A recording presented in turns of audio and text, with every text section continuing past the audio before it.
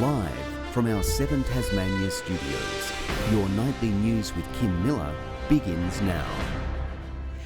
Good evening. First tonight, police have stepped up patrols in Glenorchy amid rumours on social media about possible youth riots.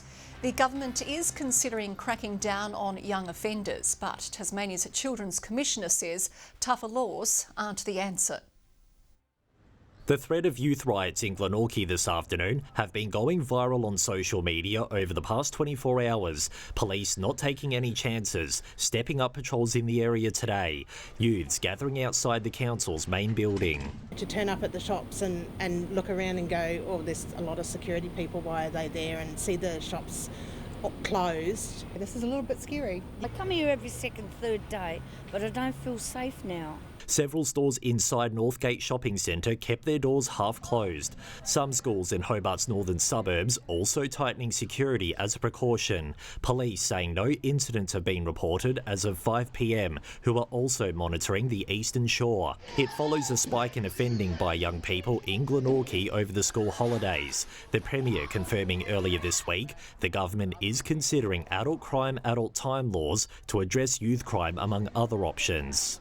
Punitive approaches to responding to children's harmful behaviour do not work. We see these comments by the Premier as a knee-jerk reaction to some isolated incidences out of Hobart. Police Minister Felix Ellis says evidence in other jurisdictions shows stronger consequences for repeat violent offenders is working, while the Tasmanian Police Association says now isn't the time to weaken laws, calling for a collaborative approach to ensure offenders of any age understand serious crimes have serious consequences. But many stakeholders say evidence suggests otherwise. They do not address the underlying causes of these behaviours. Tasmania's Interim Children's Commissioner calling on the government to focus on bolstering support services. Hold the course on its unequivocal commitments to approaching this issue from a rights-based, evidence-based and therapeutic approach. Anthony Dodd, 7 Tasmania News. Labor denies it's quietly backtracking its strong pro-salmon stance, as it's revealed a decision is still pending on Macquarie Harbour. The Liberals, meanwhile, are rolling out a former leader as polling day draws near.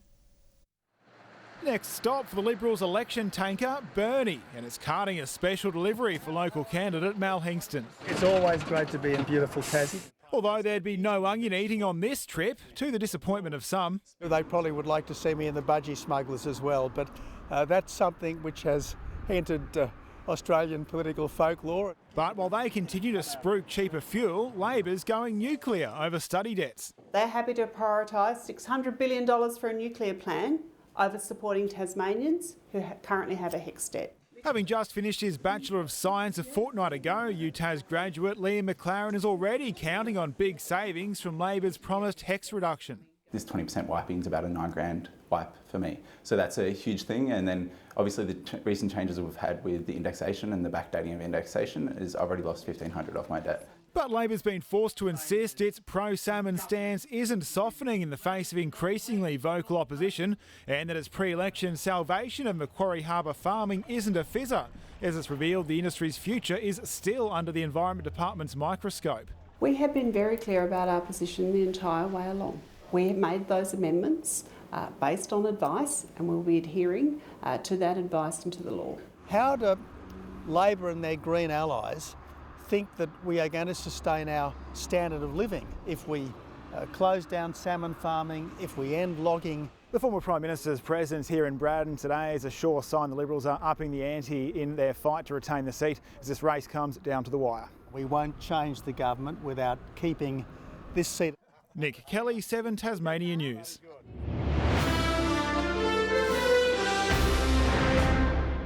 The Health and Community Services Union and state government are at loggerheads over the future of a mental health facility in Glenorchy.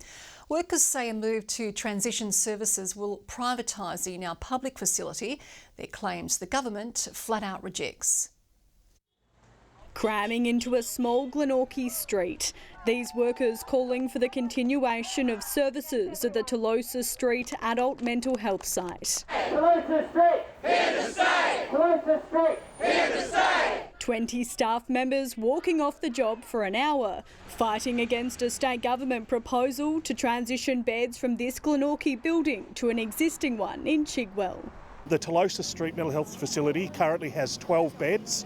The government's privatisation model will be back to 10 beds and also reduce services so that a lot of patients with mental illness will not be able to access this service. The state government maintains the facility is not being privatised as it will fund a number of beds on site, despite documents obtained by 7 Tasmania News indicating once transitioned the beds will be operated by Richmond Futures.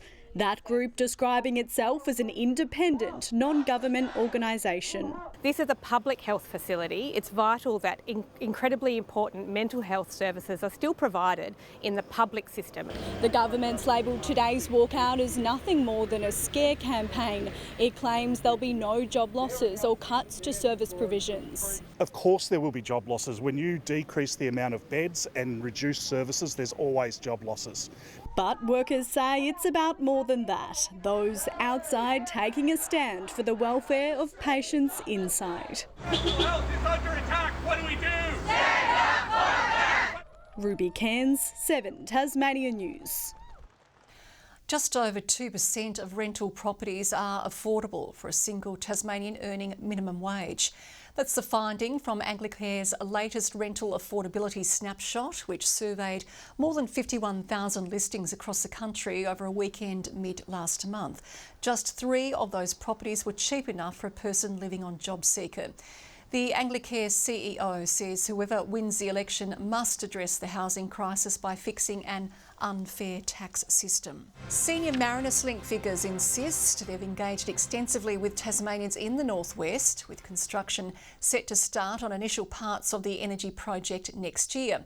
A parliamentary committee raised concerns about the impact that resourcing needed for the development could strain accommodation services and local transport needs in the region. We want to maximise the benefits and minimise the impacts on the community. As part of our balance of works contracts, so our 2 core proponents who are bidding for that work at the moment, a key requirement of that is they develop a workforce accommodation strategy. Marinus Link officials also told the committee there will be opportunities for local jobs and skills training. A team of young volunteers in the northwest are bringing an EGaming Championship to life. The event is set to bring hundreds together for a day of competition, and for the organisers, it's a chance to develop employability skills as well. Thrills and spills. It's a knockout competition at the inaugural nitro-fuelled state championships. While it's just a few months until hundreds gather at the Pineapple Centre in Devonport to pit their skills against each other for prizes and gaming glory, for some, the event's more than that. This whole event gives us experience that we can then carry over into the workforce. It's been put together by a team of young job seekers building skills they'll be able to use to beef up their resume. I think I've enjoyed the people, actually. A lot of the people that have joined the group I feel I get along with very well, and they're very friendly. The volunteer team gaining valuable experience in designing and staging an event. It's about involving young people in an experiment where we learn real life skills, involve them in an environment where they can work together and create a tournament. Now all they need is competitors. There's 2 competitions, there's 14 years and under and 15 years and above. There's 128 players, spots available.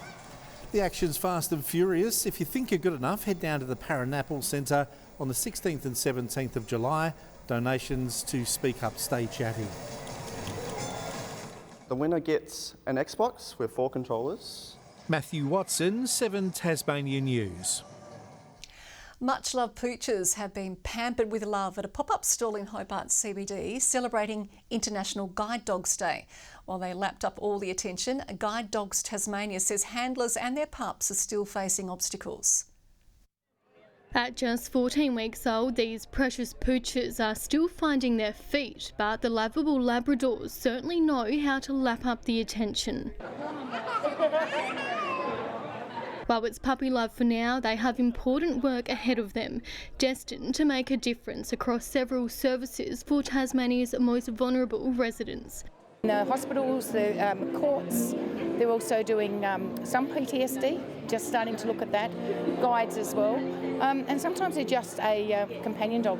But there are some obstacles for guide dogs and their handlers, with many still having trouble accessing public spaces. It puts limits on our clients, and it causes a lot of anxiety with them when they're trying to go out and access the community, access employment. The group says there's often misunderstanding about where the dogs are welcome. They're legally allowed into public spaces, whether that be restaurants, supermarkets, cafes, public transport. With transport continuing to be a barrier, handlers and their dogs typically turned away from buses, taxis and rideshare services. A lot of our clients become very anxious, become housebound, become isolated. The organisation using this year's International Guide Dogs Day to raise awareness, aiming to reinforce the legal rights of the pups and their handlers. These dogs are trained to help somebody through life, whether it's autism or guide. And, you know, we don't take away that freedom. The occasion also aiming to bark up over $10,000 for the organisation. Back into actually help raising guide dogs for the state. Rebecca Gadineris at 7 Tasmania News. From tomorrow, Tasmanians will be rewarded for recycling when the long-awaited container refund scheme begins. But there are some do's and don'ts when it comes to dropping off items and a number of ways to get cash back. Lily Thompson explains. It's been years in the making, but from tomorrow you'll be able to turn this into this. Recycle Rewards will begin accepting eligible drink containers at vending machines across the state in exchange for a 10-cent refund. Accepted items include aluminium cans, 1 litre cartons, and plastic, glass and steel bottles as long as they're under 3 litres in size. But not everything in your recycling bin will earn you money. Things like wine and spirit bottles, plain milk containers and cartons over 1 litre will not be accepted, nor will any bottles smaller than 150 mils. To keep things simple, just look for the 10-cent mark on the back of any empty container. When it comes to getting a refund, there are a number of options available.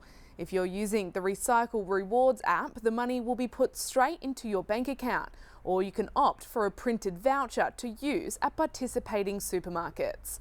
If you drop items at a depot, you can get cash on the spot.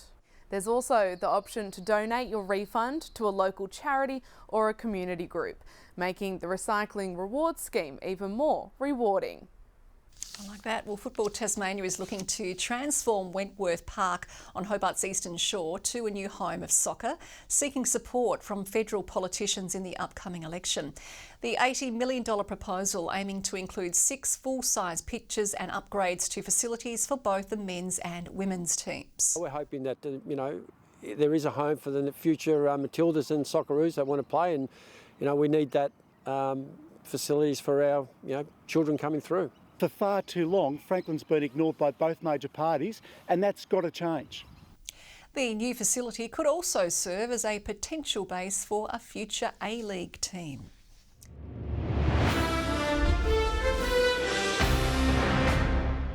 Shutting down North Hobart's ball movement inside 50 will be a top priority for Clarence in the SFLW this Saturday. Energised after a week off, the Roos will be aiming to replicate their strong final quarter comeback the last time the two sides met. They whittled down a massive margin to just 10 points. Playing them so soon in the season, it gives us a good test to see if we're training right and working on the areas that we need to. Clarence is a really strong team and they really push us to get better as well. We know there's some areas in our game that we've got to fix up and tighten up. Elsewhere in the league, Lauderdale resumes the search for their first win of the season when they host Glenorchy. Or returning to basics could be the winning formula the Chargers need this Saturday when they face the Raiders. Ball movement and defensive discipline will be in focus after they gave up the lead against Geelong in the final minute last week. I don't think our competitive spirit was up to the level that we like it to be and what the players have come to have a standard of themselves. While the women's side is under no illusions, they'll have to start stitching together 4 strong quarters of basketball if they're going to move up the ladder. Good evening. Well, the weather certainly isn't a hot topic at the moment. Cooled right down to 13 in Hobart today. Launceston and Scottsdale our high with 17. Devonport and Burnie 16 degrees. A cooler than average night as well. Lyoweeney got a head start on winter with a -6 but warmed up to a top of 9. Smithton, Lowhead and King Island all 16. Flinders Island, Friendly Beaches and Bushy Park 15. Strawn and Grove 14 today. No significant rain today as clouds sat across southern Tasmania and along the east coast. Plenty of cloud over southeastern Australia as well, with high cloud over the far north of the country. Tomorrow, a high to our west will maintain some dry weather for us, as it also will over a large portion of the mainland. A weak trough is off the New South Wales coast. We'll have southwest to southeasterly winds at 5 to 15 knots ahead of a westerly change at 15 to 25 knots over southern waters later. Now, a cold night ahead, and with temperatures in the upper Derwent Valley and the Midlands dropping to -3, we have a frost warning in place for you. And the forecast for tomorrow, another cool night, 4 overnight for Hobart, 15 tomorrow, 1 for Cygnet, 16 the maximum, and a morning frost for New Norfolk, a top of 16. Launceston, sunny, 3 overnight, 17 the maximum, 16 the high for Devonport, a morning frost for Campbelltown, -2 to a high of 15 degrees. A top of 17 for Burnie, fine for Strawn, a bit of cloud, 14 the maximum. Smithton, a mostly sunny 17 after a cold start as well. St Helens 16, Swansea 17, Fingal 16, all sunny for that region. On Friday, a light shower over the southwest, otherwise fine and partly cloudy after a cold start. Mostly fine and sunny weather to kick off the weekend, and similar weather on Sunday with plenty of sunshine and light winds. 31 in Perth tomorrow, 21 in Adelaide and 18 in Melbourne, all fine and sunny. Showers and a top of 20 in Sydney, sunny and 25 in Brisbane. Fine with a touch of cloud in Hobart. It's 10 at the moment, 10 in Launceston and 10 right now in Devonport. Getting a bit chilly for me, Kim. I think I'll nick off for a while and come back when it's warmer. Yeah, I reckon that'll be October. Thank you, Merv. That is all your news for now. I'll be back later with updates. Thanks for joining us, everyone. Good night.